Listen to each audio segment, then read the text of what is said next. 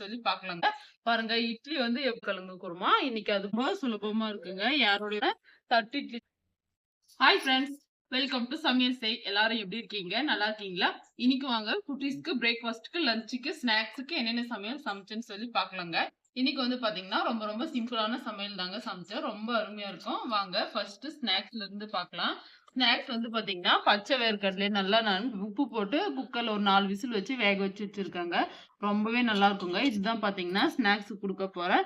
அடுத்ததா வந்து சாம்பார் வச்சிருக்கிறேங்க. கொஞ்சமா தான் இருக்கு சாம்பார். இதுவே வந்து போதுங்க. பருப்பு சாம்பார் வச்சிருக்கிறேன். அடுத்ததா வந்து எப்பயும் போல சுட சுட சாதம் செஞ்சு வச்சிருக்கேங்க. பாருங்க நல்லா உதிரி உதிரியா சாதம் வடிச்சு வச்சுட்டேன். அடுத்து குழம்பு வந்து பாத்தீங்கன்னா உருளைக்கிழங்கு பட்டாணி பட்டாணி அப்படின்னா மூக்கடலைங்க. மூக்கடலை வெள்ளை மூக்கடலை வரும்ல, அதெல்லாம் போட்டு குருமா மாதிரி செஞ்சுட்டாங்க. ரொம்ப நல்லா இருக்குங்க இந்த குருமா. இட்லிக்கும் நல்லா இருக்கும். சாதத்துக்கு தோசைக்கு எல்லாமே வந்து நல்லா இருக்குங்க. இன்னைக்கு பிரேக்ஃபாஸ்ட்டுக்கு தட்டு இட்லி செஞ்சிருக்கேன் பாருங்க. சூப்பரான தட்டு இட்லி. எவ்வளவு சாஃப்டா வந்திருக்குன்னு சொல்லி பாருங்க. ரொம்ப அருமையா இருக்குங்க தட்டு இட்லி. கண்டிப்பா வந்து ரெசிபி வந்து நம்ம சேனல்ல வருங்க. மறக்காம வந்து பாருங்க. இந்த உருளைக்கிழங்கு குருமாவும் ரெசிபியும் வந்து சேனல்ல வருங்க. பாருங்க இட்லி வந்து எப்படி இருக்குன்னு சொல்லி ரொம்ப அருமையா இருக்குங்க. நல்லா சாஃப்ட்டா இருக்கு பாருங்க.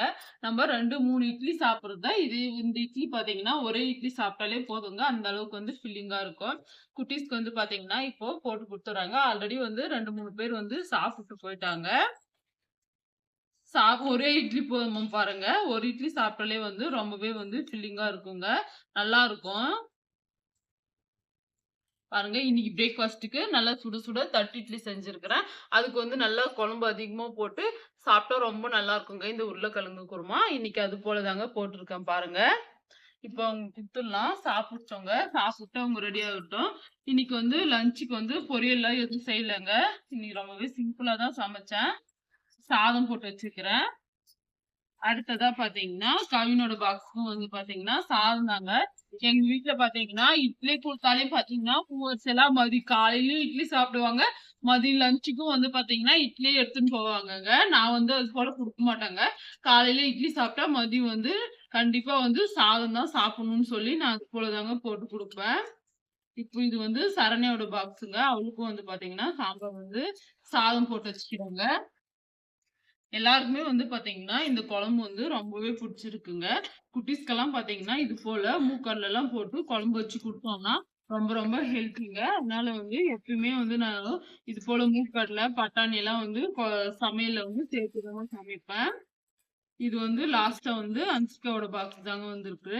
பாக்ஸ்ல பேர் போட்டு வச்சதுனால ரொம்ப ரொம்ப சுலபமா இருக்குங்க. யாருடைய பாக்ஸ்ன்னு சொல்லி அப்படியே டக்கு டக்குன்னு நம்ம பார்த்து போட்டு வச்சுக்கிறதுக்கு. ஏன்னா ஒரு ஒரு குட்டீஸ் வந்து பார்த்தீங்கன்னா, ஒரு ஒரு மாரி சாப்பிடுவாங்க. அவங்களுக்கு தகுந்த மாரி நம்ம போட்டு வச்சா தான் மட்டும் ரொம்பவே நல்லா விரும்பி சாப்பிட்டு வருவாங்க. இது வந்து பார்த்தீங்கன்னா, நித்திஷோட பாக்ஸ்க்கு சாம்பார் போட்டேங்க. உருளைக்கிழங்கு, பட்டாணி எல்லாம் போட்டு குருமா மாரி செஞ்சிருந்தாங்க. அது இது வந்து சரண்யாவோட பாக்ஸுங்க. அவளுக்கும் வந்து போட்டு வச்சுக்கிறேன். அவ வந்து குழம்பு வந்து கம்மியா தாங்க சாப்பிடுவா. அதனால அவளுக்கு கம்மியாவே போட்டு வச்சுக்கிறேன். அடுத்து யாரு? அன்சிகா. அன்சிகாவுக்கு வந்து இந்த பட்டாணி நல்லா சாப்பிடுவா. அதனால இந்த பட்டாணியோட சேர்த்து குழம்பு போட்டு வச்சுக்கிறேன். அடுத்ததா யாரோட பாக்ஸ்? கவினும் பாத்தீங்கன்னா, இந்த பட்டாணி நல்லாவே விரும்பி சாப்பிடுவான். அவனுக்கும் வந்து போட்டு வச்சுக்கிறாங்க. ரொம்ப நல்லா இருக்குங்க இந்த மூக்கடல. குட்டீஸ்க்கெல்லாம் இது போல வந்து பட்டாணி வகைகள் எல்லாம், பருப்பு வகைகள் எல்லாம் குடுக்குறது ரொம்ப நல்லதுங்க. அதனால கண்டிப்பா நீங்களும் உங்க வீட்ல இதே போல வந்து உங்க குட்டீஸ்க்கும் வந்து சமைச்சு குடுங்க. நல்லா விரும்பி சாப்பிடுவாங்க. ஃபர்ஸ்ட் சமைச்சு குடுத்தா கொஞ்சம் சாப்பிட்டு தான் மாட்டாங்க. அதுக்கப்புறம் பாத்தீங்கன்னா, நீங்க குடுத்துட்டே இருந்தீங்கன்னா, வேற வழி இல்லன்னு சொல்லி அவங்க சாப்பிட்டுதாங்க ஆகணும். அவ்வளோதான்ப்பா. இன்னைக்கு ஸ்நாக்ஸ்க்கு வந்து பச்சை வேர்க்கடல வேக வச்சு வச்சிருக்கிறேன். பிரேக்ஃபாஸ்ட்டுக்கு வந்து சூப்பரான தட்டு இட்லி சமைச்சு வச்சிருக்கேங்க. அடுத்ததா பாத்தீங்கன்னா, மூக்கடல, பட்டாணி எல்லாம் போட்டு மூக்கடல வரும்லங்க. அந்த வெள்ளை மூக்கடல, உருளைக்கிழங்கெல்லாம் போட்டு சூப்பரா வந்து கிரேவி மாரி செஞ்சிருக்கிறேங்க. இந்த ரெசிபி வந்து சமையல் செய் சேனல்ல வருங்க. கண்டிப்பா பார்த்து நீங்க வந்து அதே போல உங்க வீட்ல வந்து சமைச்சு உங்க வீட்டு குட்டீஸ்க்கு குடுங்க. அடுத்ததா லஞ்சுக்கு வந்து சாதம் செஞ்சிருக்கேங்க. அவ்வளோதான். இன்னைக்கு வந்து ரொம்ப சிம்பிளான சமையல் தாங்க. சமைச்சு முடிச்சுட்டேன். இந்த வீடியோ உங்களுக்கு பிடிச்சிருக்கும்னு நினைக்கிறேன் ஃப்ரெண்ட்ஸ். பிடிச்சிருந்தா மறக்காம சமையல் செய் சேனல லைக் பண்ணிட்டு பாருங்க ஃப்ரெண்ட்ஸ். சப்ஸ்கிரைப் செஞ்சு வச்சுக்கோங்க. அடுத்ததா ஒரு இன்ட்ரெஸ்டிங்கான சமையல் வீடியோல பார்க்கலாம் ஃப்ரெண்ட்ஸ். அது வரைக்கும் பாய்.